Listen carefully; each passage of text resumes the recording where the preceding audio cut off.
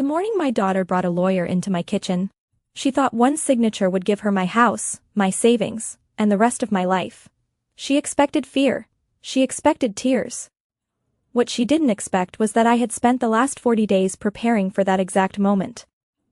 Blood may make someone family, but respect is what earns them a place in your life. Her name was Clara, my daughter.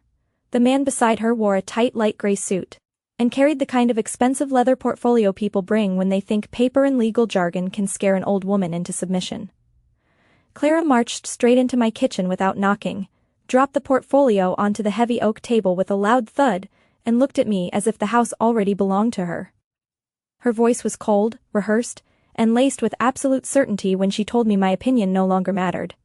I didn't yell. I didn't slam my hands on the table. I simply picked up my favorite ceramic mug and took a slow, deliberate sip of coffee. My name is Martha Vance. I am 68 years old, and I lost my beloved husband 3 years ago. I live in a sturdy, 2-story brick house with a sprawling flower garden I tend to every single day. My late husband and I worked our entire lives, 4 decades of long shifts, budget spreadsheets and sacrifices, to secure peace and financial stability in our later years. Peace that my adult children apparently saw as an untapped financial resource waiting to be mined. The man in the suit cleared his throat, shifting uncomfortably under my total lack of panic. Claire had promised him a weak, weeping old woman who would collapse under pressure. Instead, I just watched the steam rise silently from my mug. She had no idea that I had documented their toxic behavior for over a month, or that this intimidation tactic had just triggered the exact contingency plan I had prepared. Greed didn't happen overnight in my family. It crawled in slowly. Julian, my eldest, had shown it first, always passive and completely wrapped around his ambitious wife Susan's finger. Then came Clara, who treated her parents' hard-earned savings like an extension of her own personal checking account.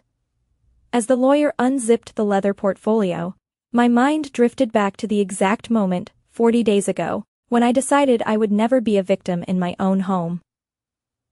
The backyard storage invasion things began spiraling downward on a humid Saturday afternoon 40 days prior. I had just returned from the grocery store, carrying heavy brown paper bags, only to find my front door standing wide open. Stepping inside, I heard loud grunting coming from the hallway. I walked in to find Julian and Susan lugging heavy dusty cardboard boxes up my carpeted staircase. Without greeting me, Susan flashed a brief, practiced smile, the kind that never reaches the eyes. "Julian and I need to clear some space out of our apartment, Martha," she said, barely breaking her stride as she pushed a box into the wall. "We're going to use your upstairs guest room to store a few things. You don't ever use it anyway." I stood at the bottom of the stairs, grocery bags weighing down my arms. They hadn't called. They hadn't asked. They had simply informed me. That guest room held my sewing machine, my fabric collections, and my favorite velvet reading chair where I spent my quiet evenings. Instead of arguing or creating a scene, I gave a quiet nod, walked into the kitchen, and put my groceries away. The next morning, after they left for their office jobs, I walked upstairs to assess the damage. 8 massive cardboard boxes were stacked haphazardly across the guest room, completely blocking the window and burying my sewing table. I took a deep, steadying breath and made a firm decision. I refused to be pushed into the corners of my own house. I went down to the garage, grabbed a heavy-duty hand truck, and began moving the boxes one by one. I wheeled all 8 boxes down the hallway, pushed them through the back door, and stacked them neatly under the metal awning in the backyard. I covered the entire pile with a heavy waterproof blue tarp, secured the edges with bricks, cleaned the guest room, and sat down at my sewing machine to work on a quilt. When Julian arrived that evening to retrieve paperwork from those boxes, he walked upstairs and found a pristine empty guest room. He sprinted back downstairs, his face pale with panic. "Mom, where's our stuff?" he demanded. I looked up at him over the rim of my reading glasses, my hands steady on the fabric. "Out back? Under the waterproof tarp," I replied calmly. "My house is not a free storage facility, Julian. If you don't have enough room in your apartment, you will need to rent a commercial storage unit." Julian stood there, completely speechless, his jaw slack. That was the official start of our silent war. The Nordstrom reckoning, if the invasion of my physical space was the first symptom of their entitlement, the financial exploitation was the second. Years ago, After my husband passed, I had given Clara an authorized user credit card tied to my account, explicitly intended for genuine emergencies, car breakdowns, sudden medical bills, or home repairs. Over time, Clara's definition of an emergency became alarmingly flexible. On a quiet Tuesday night, I sat down at my desk to review my monthly bank statements. What I saw made my blood run cold. There were charges at high-end fashion boutiques, a $600 dinner at an upscale steakhouse, and 3 first-class airline tickets purchased for Clara's in-laws. She was actively using my hard-earned money to parade a lavish lifestyle in front of her husband's family. I felt no urge to call her and scream. I didn't lose my temper. Instead, I logged into my online banking portal, navigated to the credit card management tab, selected Clara's secondary card, and canceled it permanently. My hand didn't tremble for a single second. The very next afternoon, my phone rang. I answered and placed it on speaker while standing on the back patio with my garden hose. "Mom, I'm at the register at Nordstrom, and my card isn't going through." Clara shrieking through the speaker, her voice ringing with outrage. "It keeps saying, 'System error. Did you forget to pay the bill or something?'" Her tone was an aggressive demand, completely devoid of respect. "The bill is fully paid, Clara," I answered casually, spraying a fine mist over my blooming bougainvillea. "But your card has been permanently cancelled. I saw the first-class airline tickets you bought for your in-laws. Moving forward, if you want to enjoy luxury experiences, you can pay for them using your own salary." "Mom, you can't do this to me. I'm standing right in front of the cashier with a line behind me," she screamed. "Of course I can," I said softly. "Use cash." I hung up the phone and set it down. I had turned off the easy money faucet, and I knew this boundary would force them to organize a far more aggressive attack. Act 4. The bare dining table. Every Sunday afternoon for the past 5 years, Julian, Susan, and Clara came over to my house for family dinner. For years, I would wake up at 6 a.m. on Sundays, cook elaborately for hours, set the dining table with fine china, and wait for them. Lately, however, they would arrive late, stare at their smartphones throughout the meal, eat greedily, endure Susan's passive-aggressive criticisms about my cooking, and leave me alone to clean up the mountain of dirty dishes. The Sunday following the credit card cancellation, I decided the old rules no longer applied. I slept in until 9 a.m., made myself a pot of fresh coffee, read the Sunday newspaper, prepared a light garden salad for lunch, and cleaned my kitchen until the sink was completely spotless. At 2:30 p.m., the front door clicked open, and the 3 of them marched inside, heading straight toward the dining room expecting a feast. Instead, they were greeted by a completely bare, polished oak dining table. Susan stopped in her tracks, her brow furrowing deeply. "Where's dinner, Martha?" she asked, crossing her arms defensively. "I already ate," I replied from my armchair in the living room, never lifting my eyes from my hardcover book. "What do you mean you already ate?" Julian interjected, looking utterly bewildered as he stared at the empty table. "What are we supposed to eat?" "I don't know," I said casually, turning a page. "You can order food on DoorDash, or you can drive to the grocery store, buy ingredients, and cook something yourselves. I only ask that you wash every dish you use before you leave." Clara scoffed loudly, stepping forward into the living room. "We always eat here on Sundays, Mom. It's your job as the mother to keep this family together." I set my book down, folded my hands in my lap, and looked her directly in the eye. "My job was to raise you into an independent adult," I said with unwavering firmness. "You are adults in your 30s, I am retired, and I am nobody's maid." They stormed out of the house in a fit of rage, slamming the front door so hard the glass-framed pictures in the hallway rattled. But the line in the sand had been drawn. Fake concern and the notebook, with no credit card access, no free storage space, and no weekly catered meals. Clara and Julian concluded that the problem wasn't their toxic behavior. It was my independence. On Thursday evening, they showed up unannounced. This time, their aggressive demeanor had shifted into something far more dangerous. A sickening, calculated display of fake concern. They sat across from me in the living room, leaning forward with solemn faces. Clara took the lead, speaking in a slow, overly gentle tone usually reserved for young children or hospital patients. "Mom, Julian and I have been talking a lot about you lately," she began, casting a pitying look in my direction. "We've noticed you've been acting very erratic lately. You're distant, hostile, and making impulsive decisions, like suddenly canceling my emergency card, or refusing to cook for your own family. We honestly think this large house is just too much for you to manage alone. It's clearly wearing on your nerves and affecting your cognitive health. Julian nodded rapidly in agreement. Yeah, Mom. Susan actually knows a fantastic real estate agent. We could list this house on the market next week, sell it, move you into a nice manageable little condo, and manage the proceeds for you to make sure your medical needs are taken care of. It's for your own good. I didn't yell. I didn't get defensive. I didn't waste my breath trying to prove my sanity. Instead, I reached into my cardigan pocket, pulled out a small black notepad and a pen, and began writing. I recorded the exact date, the time, and a clear, bulleted summary of their proposal to sell my home and take control of my assets. What are you doing? Clara asked, her eyes darting nervously toward the pen. Taking detailed notes, I replied smoothly, without looking up. I find it helpful to keep a paper trail of who proposes what in this family. I clicked my pen shut, slid the notepad back into my pocket, and stood up. I appreciate your sudden concern for my health, but my mind is perfectly sharp. This house is not for sale, and my assets remain mine. Now, if you'll excuse me, I have plants to water. I walked out to the garden, leaving them stewing in their own frustration. They mistook my calmness for vulnerability, completely unaware that I was already assembling my final defenses. Changing the locks by Friday morning, I took the first step toward reclaiming absolute physical security over my life. Julian had developed a habit of using my private driveway as his personal parking spot during the work week.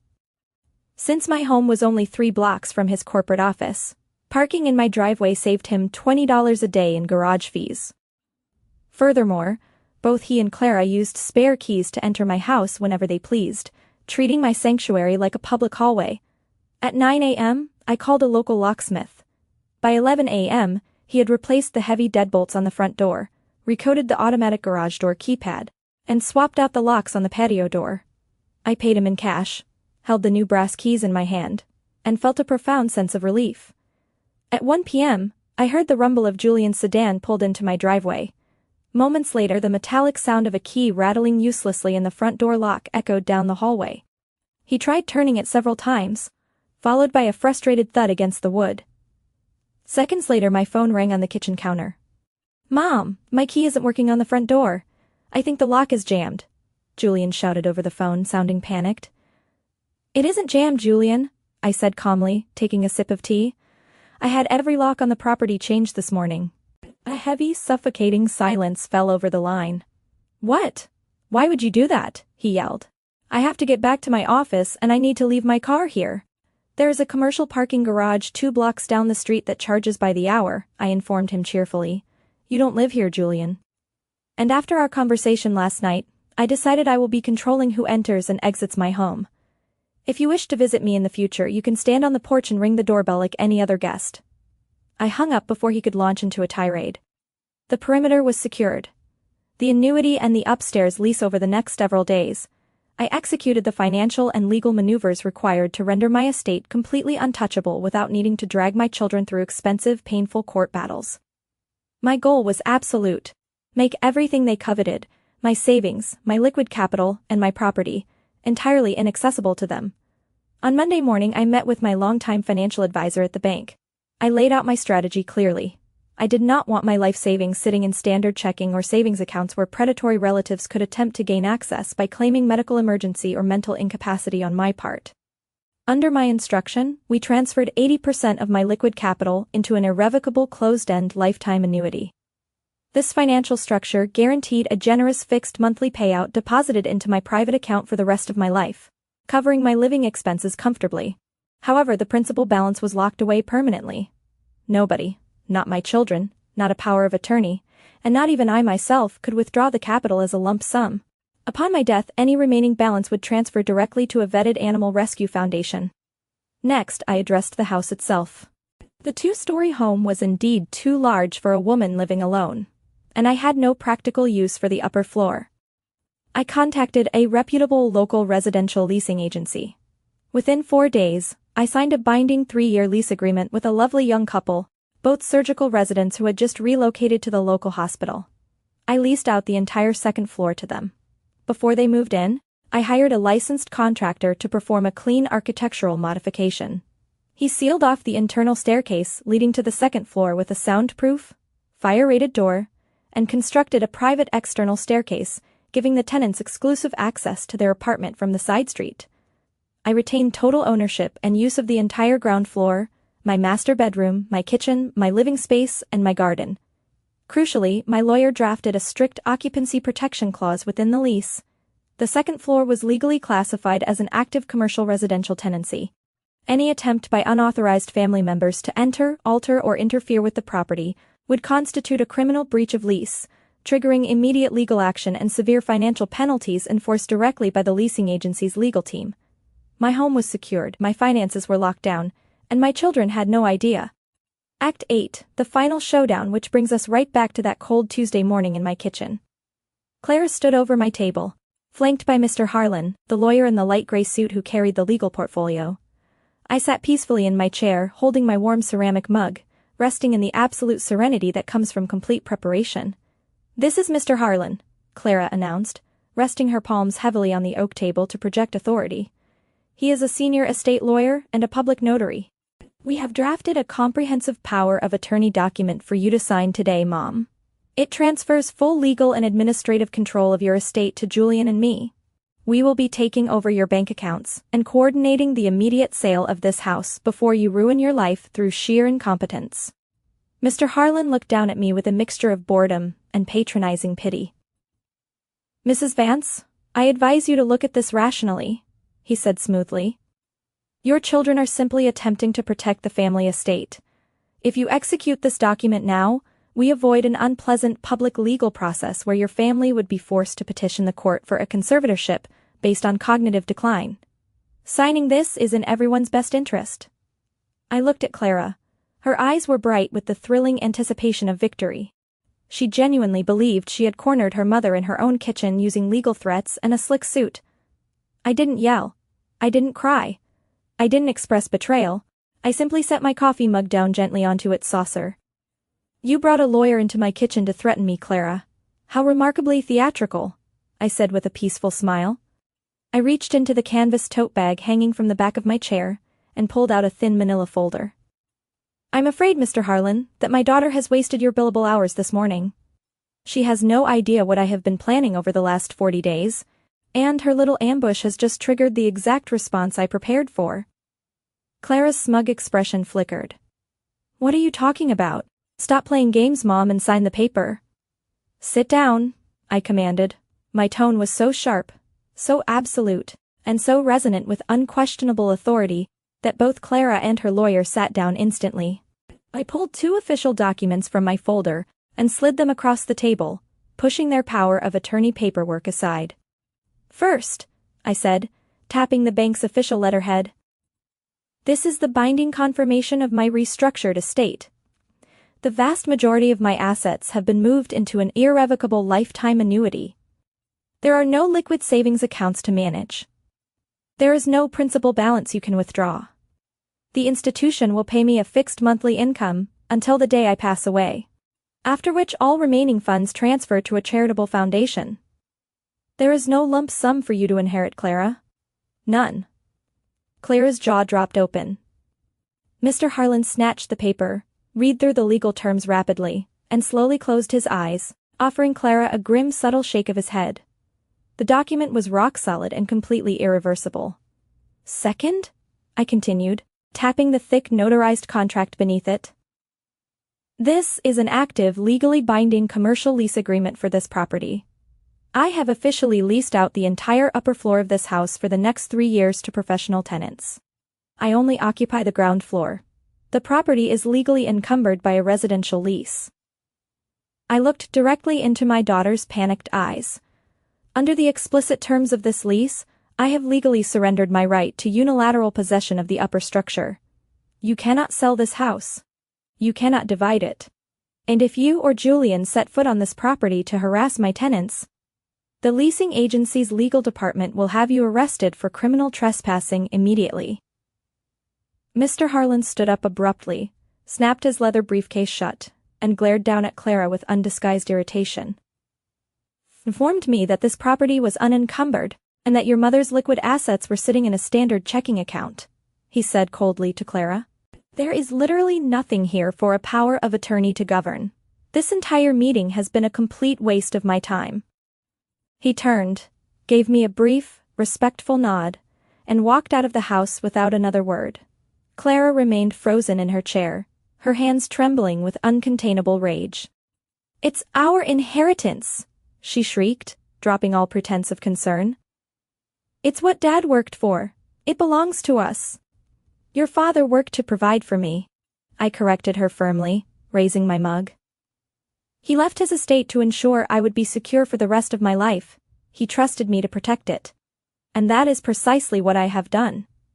Clara stood up, her chair screeching violently against the floorboards.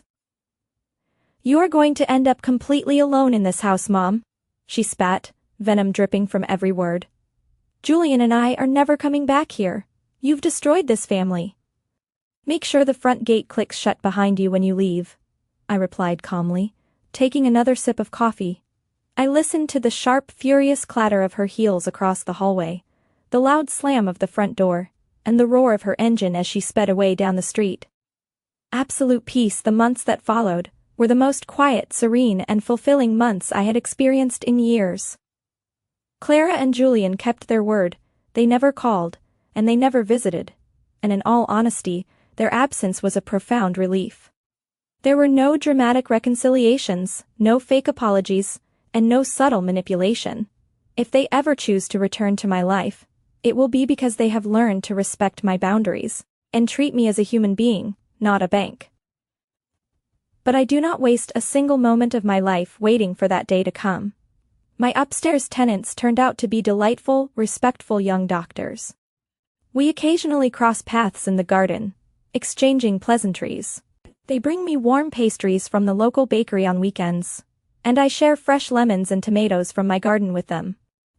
With my monthly annuity payouts and the rental income generated by the upstairs unit, I have more than enough financial freedom to live comfortably, travel to coastal towns, and maintain my home exactly as I see fit. One sunny Sunday morning, I brewed a fresh pot of coffee and walked out to my back patio. I sat down in the shade of the awning, watching my bougainvillea bloom in brilliant shades of crimson and violet. I took a deep, clear breath of fresh air. I had protected my home, my independence, and my dignity, not through screaming matches or bitter lawsuits, but through quiet, decisive preparation and unbreakable boundaries. The morning sun felt warm on my face, and for the first time in a very long time, I knew that this house was completely, utterly, and peacefully mine.